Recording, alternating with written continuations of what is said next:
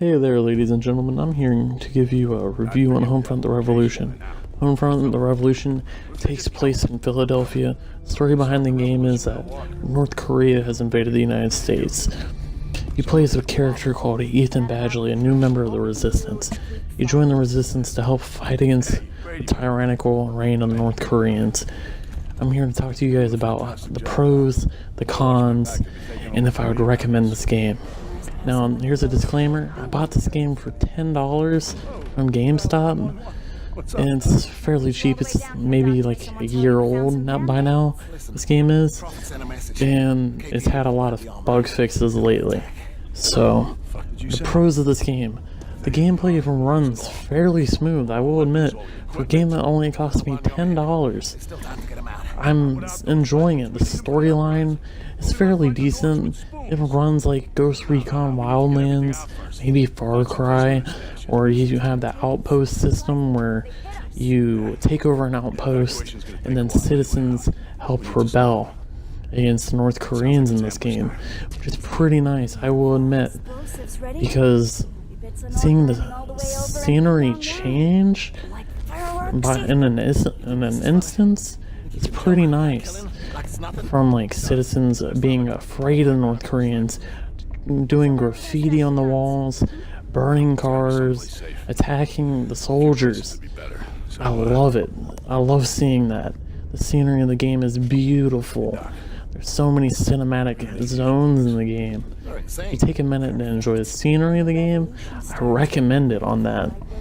Now, the gunplay of this game. The gunplay is fairly interesting. I haven't seen it done in many other games, where you can change your gun in the middle of combat. Like, you change the attachments, the gun itself, on how it runs and fires. I love it. That part of the gun game is just perfect. It makes the game run a little smoother. Sometimes it can be complicated and can be a little buggy at times, I will admit. Now, we're going to talk about the cons. The cons, I know back when it was $60, the game ran like a mess, but it still has its bugs and glitches. The audio can sometimes be horrible.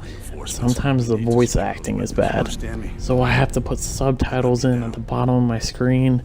I hate having to read subtitles when I'm trying to enjoy the game for its scenery and the voice acting. The voice acting is kind of bland. I think they could have done better with the different voice actors of the game. And then, not to mention that if you're playing on normal, it feels actually fairly hard to get into the game.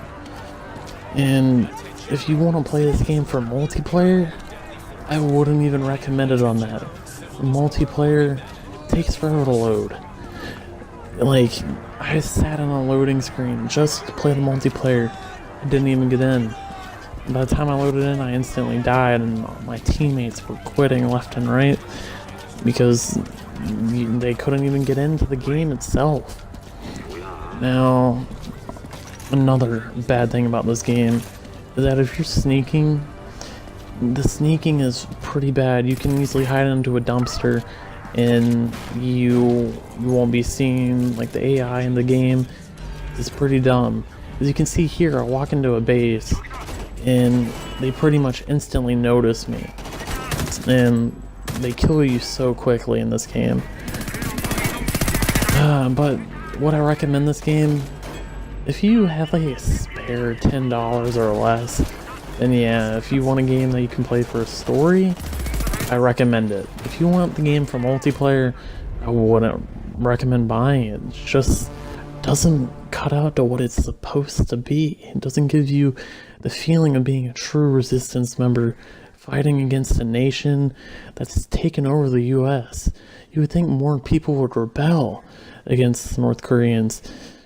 But thank you guys for watching this video. I'll admit, I haven't posted in a while, but hopefully you guys enjoyed the video. And I'll be back with you guys with more content soon. Thank you for watching.